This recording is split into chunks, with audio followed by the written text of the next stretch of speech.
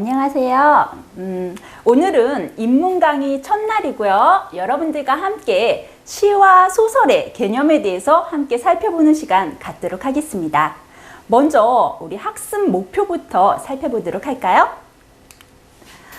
이제 학습 목표가 시와 소설의 기본 개념이겠죠? 이런 기본 개념에 대해서 선생님이 하나하나 짚어드리겠고요. 두 번째는 이 기본 개념을 토대로 우리가 작품을 한번 분석해 볼 거예요. 돌담에 속삭이는 햇발은 자유시거든요. 이 자유시 한 편을 공부해 보겠고, 어떤 마을도 마찬가지로 자유시예요. 이 자유시 두 편을 공부해 보는 시간 갖도록 하겠고요. 그래서 이제 마지막으로 이제 소나기에 대해서 공부하겠는데, 여러분들 소나기는 한 번쯤 다 읽어보신 작품 같아요. 보시면은 이 소나기는 어린 아이들이 나오니까 순수하겠죠? 그래서 순수 소설이라고도 해요. 그리고 현대에 쓰였으니까 현대 소설. 그리고 짧은 단편이니까 단편 소설이라고 기억해 두세요. 이러한 사항들 이제 하나하나 짚어보도록 하겠습니다.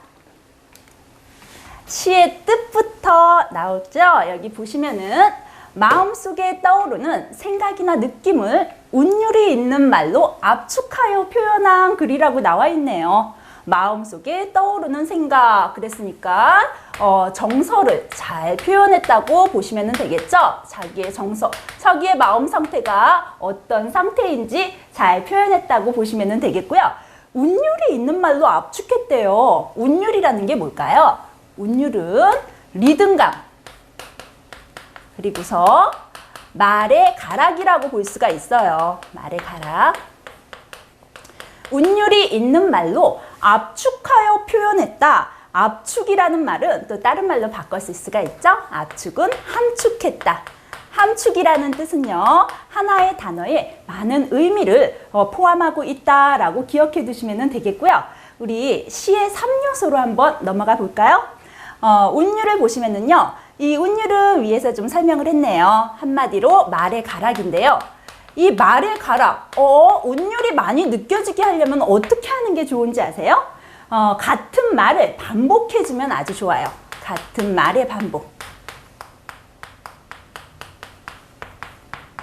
이거는 선생님이 여러분들 머릿속에 기억이 잘 남도록 동요 하나만 불러드릴게요. 다 아는 걸로 불러드릴게요.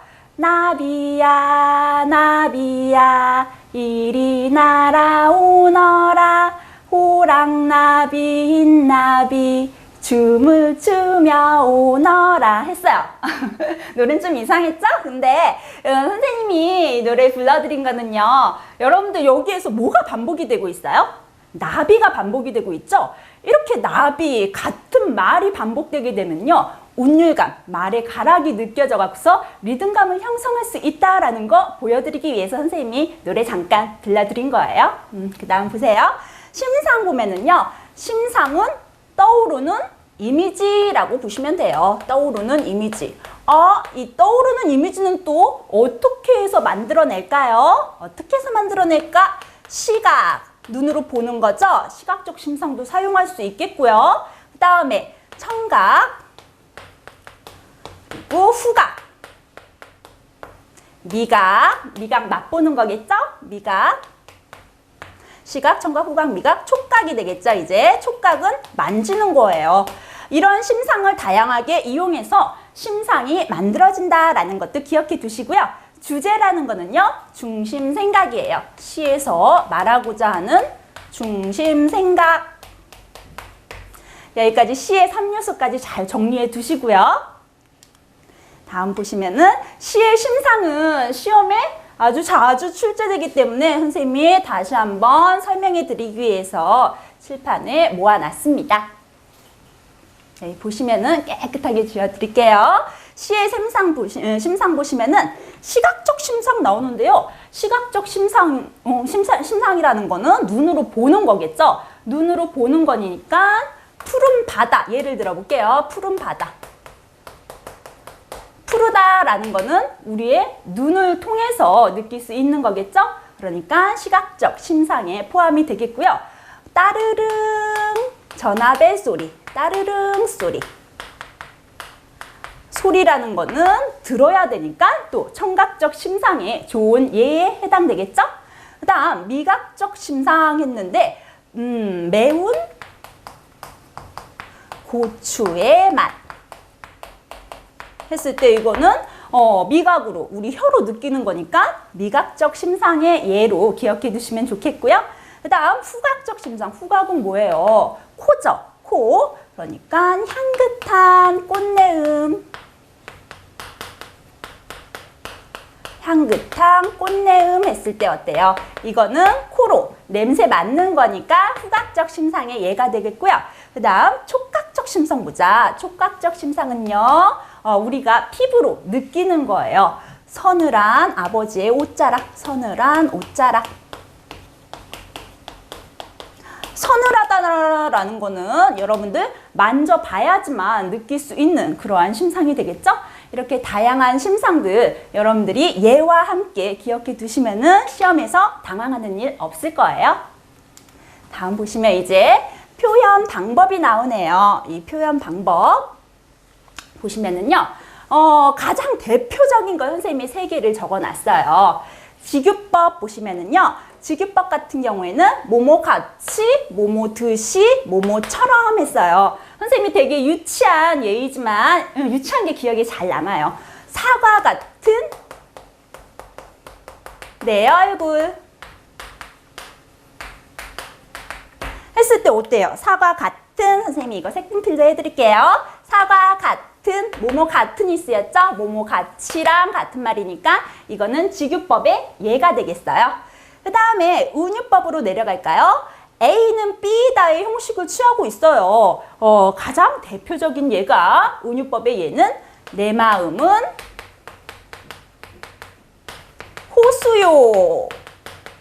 이게 문학에서 가장 잘 쓰이는 은유법의 예예요. 여기 보시면은 내 마음 A, 호수 B. A는 B다 라는 형식을 취하니까 은유법의 좋은 예라고 보시면 되겠고요. 의인법은요, 사람이 아닌 것을 사람처럼 표현하는 거예요. 그러니까 뭐 웃고 있는 책상? 좀 책상은 좀 이상하고요. 배추에게도 우리 문학 작품에 나오는 걸로 예를 들어 드릴게요. 배추에게도 마음이 있나 보다. 했을 때 배추가 사람이 아닌데 마치 사람인 것처럼 마음이 있다라고 표현을 하고 있어요. 이것도 의인법의 좋은 예가 되겠죠? 직유법, 은유법, 의인법 정도는 하나 정도 출제가 되니까 여러분들 꼭 머릿속에 기억해 두시고요. 다음 이제 작품에 직접 적용을 한번 해볼게요. 이 시의 제목은 뭐예요? 이 시의 제목은 돌담에 속삭이는 햇발이 되겠죠? 이 돌담에 속삭이는 햇발 한번 같이 선생님하고 분석해 보도록 할게요. 여기 보시면 돌담에 속삭이는 햇발 같이 동그라미 해놓으세요. 같이 뭐뭐처럼 뭐뭐인 듯 이런 말은 직유법이라고 했어요. 직유법. 풀 아래 웃음 짓는 생물같이 여기서도 직유법이 쓰였네요. 그래서 또 하나 더 쓰였네요. 웃음 짓는 샘물. 어머, 샘물이 어떻게 웃음을 져요? 이거는 의인법이 되겠네요. 사람이 아닌데 사람 취급했으니까요. 그 다음에 내 마음 고요히 고운 봄길 위에 오늘 하루 하늘을 우러르고 싶다. 여기 별표 좀 쳐놓을까요? 오늘 하루 하늘을 우러르고 싶다. 이거는 봄하늘에 대한 동경이에요. 봄하늘, 동경. 이게 바로 이 시의 주제가 되겠고요. 봄하늘의 동경, 봄하늘에 대한 동경. 오늘 하루 하늘을 우러르고 싶다. 그 다음 이연으로 가볼게요. 새약시 볼에 떠오르는 부끄럼같이 직유법도 쓰였네요. 시의 가슴은 어떻게 써요? 굉장히 순수하고 아름다운 마음이 되겠죠? 시의 가슴에 살포시 젖는 물결같이 직유법. 보드레한 에메랄드 얇게 흐르는 실베던 하늘을 바라보고 싶다. 여기도 별표 쳐놓으세요. 이것도 주제 행위예요. 여기 봄하늘에 대한 동경으로 여러분들 파악해 두셔야 돼요. 중심 생각은 계속 반복해서 강조하는 경향이 있어요. 이렇게 두 개의 주제 행이 나와 있다라는 것도 정리해 두시고요. 이 시의 주제는 봄하늘에 대한 동경이다 라고 정리해 두시면 좋겠죠? 다음 작품 한번 볼까요? 다음 작품도 참 예쁜 시예요. 여기 보시면은 이것도 제목이 뭘까요? 어떤 마을이라는 시가 되겠죠? 어떤 마을에 굉장히 착하고 순수한 사람들이 많이 살아가고 있어요. 이러한 스토리가 이 시에 함축적으로 잘 나타나 있다라고 보시고서 작품 분석으로 들어가 볼게요. 사람들이 착하게 사는지 별들이 많이 떴다. 별들이 많이 떴다? 밑줄 그어놓으세요. 무슨 심상이에요? 여러분들 시각, 청각, 후각, 미각, 촉각 요 5개 중에 고를 줄 알아야지 되겠죠? 많이 뜨는 건 눈으로 보는 거니까 시각이 되겠죠? 시각적 심상이 사용되고 있다라는 거 여러분들 기억해 두시고요. 그 다음 개울물 맑게 흐르는 곳에 마을을 이루고 물바가지에 떠담던 접동새 소리 밑줄 그어놓으세요. 접동새 소리. 여러분들 새소리는 듣는 거겠죠? 이렇게 듣는 거는 뭐예요? 청각적 심상이 되겠죠? 청각적 심상이 또 쓰였고요. 그 물로 쌀을 씻어 밥 짓는 냄새, 다양한 심상이 계속 나오고 있어요. 밥 짓는 냄새 했는데 냄새는 코로 맡는 거죠? 그러니까 후각적 심상. 굴뚝 가까이 내려오던 밥티처럼 모모처럼 쓰였으니까 이거 직유법이 되겠죠. 직유법. 따스한 별들. 따뜻하다는 건 어떻게 해야지 돼요? 우리가 피부로 만져봐야지 알겠죠? 이거는 촉각적 심상이 되겠네요. 촉각적 심상. 마을을 지난다. 사람들이 순하게 사는지 별들이 참 많이 떴다라고 나와 있는데 여러분들 또 여기서 중요한 게 있네요. 사람들이 순하게 사는지 별들이 참 많이 떴다 밑줄 그어놓으시고 위에도요. 사람들이 착하게 사는지 별들이 참 많이 떴다 요거 2개 밑줄 쫙 그어놓으시고요.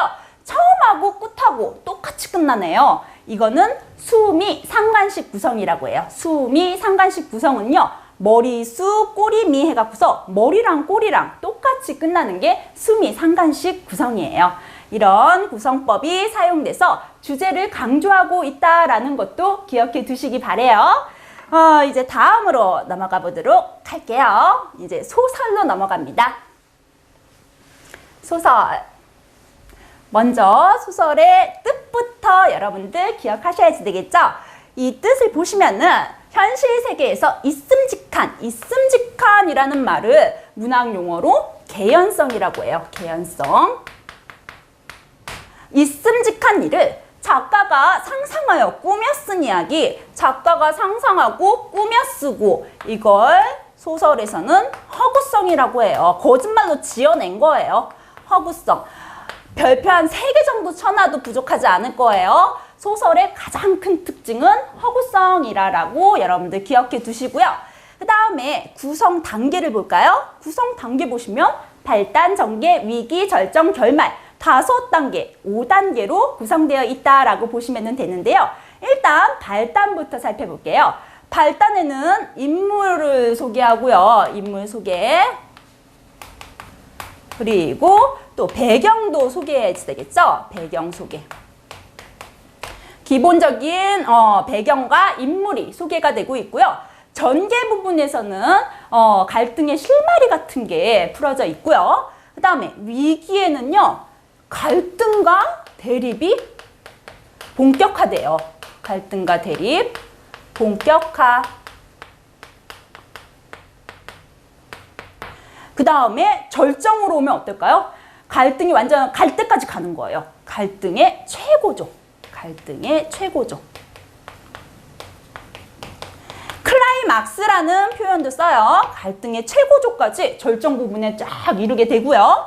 그 다음에 결말 부분에서는 어떻게 되겠어요? 결말이니까 이제 얘기 끝내야지 되겠죠. 그러니까 주인공의 운명이 결정되겠죠? 주인공 운명 결정. 주인공 운명 결정. 그리고서 모든 갈등은 다 해소가 돼야지 돼요. 갈등이 해소되지도 않은 상태에서 끝나버리면 미완의 작품이 되겠죠?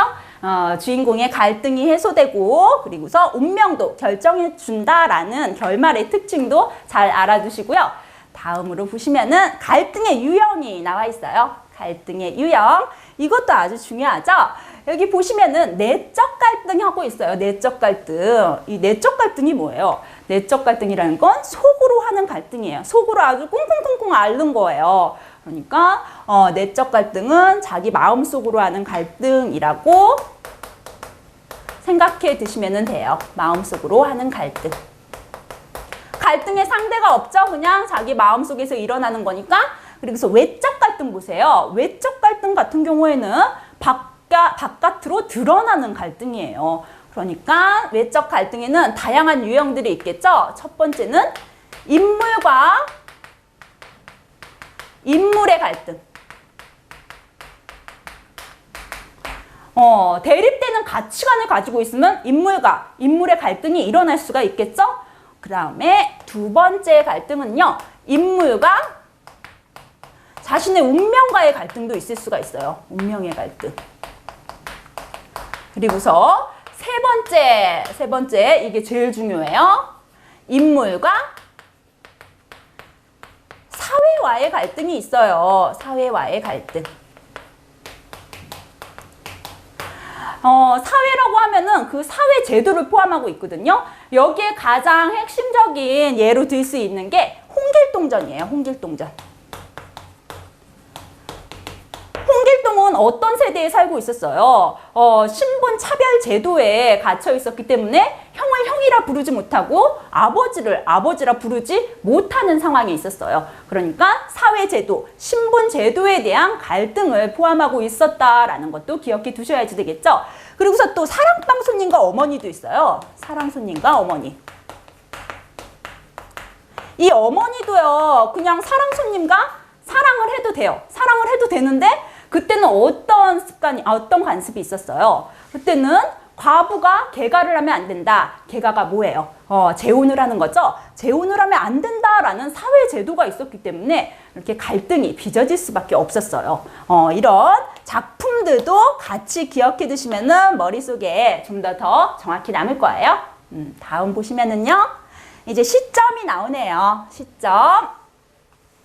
시점은 크게 1인칭과 3인칭으로 나눌 수가 있어요. 1인칭과 3인칭으로 나눌 수 있는데 1인칭은요.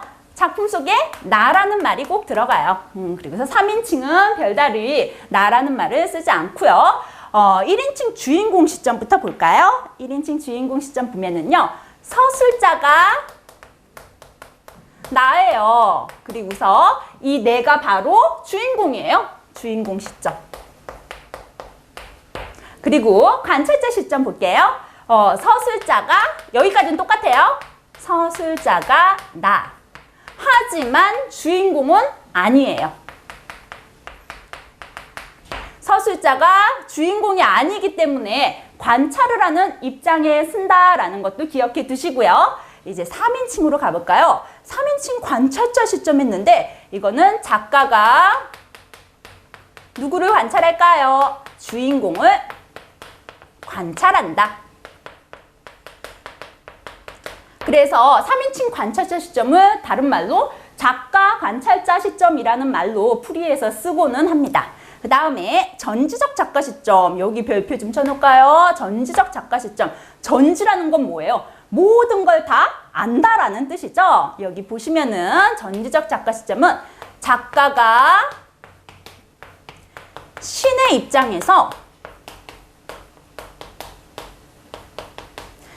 입장에서 인물의 내면까지 묘사를 할 수가 있어요. 내면까지 서술. 저 사람이 어떤 생각을 가지고 있다라고 하는 내면, 속마음까지도 서술할 수 있는 게 전지적 작가 시점의 가장 큰 특징이라고 볼 수 있어요. 여러분들 이 네 가지 시점 잘 정리해 두시고요. 가장 중요한 전지적 작가 시점은 꼭 여러분들 필기까지 해두시고 기억해 두시기 바랍니다. 이제 본격적으로 소나기라는 작품에 우리가 배운 이론을 적용을 해보도록 하겠습니다. 소녀는 개울가에 소녀를 보자 곧 윤초신의 증손녀라는 걸 알 수 있었다. 소녀는 개울에다 손을 담그고 물장난을 하고 있는 것이다. 서울서는 이런 개울물을 보지 못하기나 한 듯이 벌써 며칠째 소녀는 학교에서 돌아오는 길에 물장난이었다. 그런데 무슨 사건이 일어나겠죠? 어제까지는 개울 기슭에서 하더니 오늘은 징검다리 한가운데 앉아서 하고 있다. 소년의 눈에 확 띄기 위해서 여자애가 계속 관심을 끄는 행동을 하고 있는 거예요. 소녀는 개울뚝에 앉아버렸다. 소녀가 비키기를 기다리자는 것이다. 소녀가 비키기를 기다리자는 것이다. 여기에서 소년의 성격을 짐작할 수 있겠죠? 어떤 성격이에요? 굉장히 내성적이에요. 내성적이고 하나 더 소극적이죠? 내성적이고 소극적이에요. 야, 좀 비켜봐. 나 지나가야지 돼. 이렇게 말하면 될 것 같다가 소녀가 비키기까지 계속 쭈그리고서 기다리고 있다라는 거 굉장히 내성적이고 소극적인 모습으로 해석을 할 수가 있겠죠? 다음날 좀 늦게 개울로 나왔다. 소녀는 징검다리 한가운데 앉아 세수하고 있었다. 여기 밑줄 좀 거누세요. 분홍 스웨터 소매 걷어 올린 팔과 목덜미가 마냥 휘었다. 마치 이거는 한편의 그림 같은 느낌이 들죠? 이렇게 그림을 그리는 듯한 느낌을 주는 거는 설명 방법이 묘사예요. 묘사라는 거. 마치 그림을 그리는 듯이 설명해 주는 게 묘사라고 기억해 두시고요. 한참 세수하고 나더니 이번에는 물속을 빤히 들여다본다. 얼굴이라도 비춰보리라는 것이다. 갑자기 물을 움켜낸다. 고기 새끼라도 지나가는 듯. 개울뚝에 앉아있는 걸 아는지 모르는지 그냥 날쌔게 물만 움켜낸다. 그러나 번번이 허탕이다. 이거 다 소년의 관심을 끌기 위한 소녀의 행동으로 해석해 볼 수가 있겠죠? 그대로 재미있는 양, 뭐뭐인 양, 뭐뭐인 듯, 뭐뭐처럼 이런 말 나오면은 시에서 배웠죠? 직유법이라고. 직유법. 자꾸 물만 움킨다. 어제처럼 개울 건널 사람이 있어야 길을 비킬 모양이다 라고 하면서 또 소극적인 행동을 계속 이어가고 있죠. 그러다가 소녀가 물속에서 무엇을 하나 집어낸다. 조약돌을 집어내겠죠. 하얀 조약돌이다. 그러고는 벌떡 일어나 팔짝팔짝 징검다리를 뛰어나간다. 다 건너더니만 획 이리로 돌아서며 이 바보 하면서 조약돌을 확 던져요. 이 바보, 여기에서는 소녀의 서운한 감정이 잘 드러나 있어요. 자기가 이렇게까지 노력을 하는데 소녀는 소녀의 감정을 전혀 모르고 있죠? 서운한 감정이 표현되어 있고요. 조약돌이 날아왔다. 소녀는 저도 모르게 일어섰다. 여기까지가 발단 부분이고요. 이 뒤에 부분은요, 이 소년과 소녀가 굉장히 친해져요. 친해지고 이제 그 산에 가서 재밌게 놀기도 하고 소나기도 같이 맞으면서 재밌는 시간을 보내게 되는데요. 마지막에 소녀가 굉장히 아파갖고 먼저 죽는 그런 씬으로 마무리가 되는데요. 이 뒷이야기는 본 강의에서 선생님이 좀 더 자세히 설명해 드리도록 하겠습니다. 오늘 시와 소설에 대해서 공부했는데요. 여러분들 오늘도 수고 많이 하셨습니다.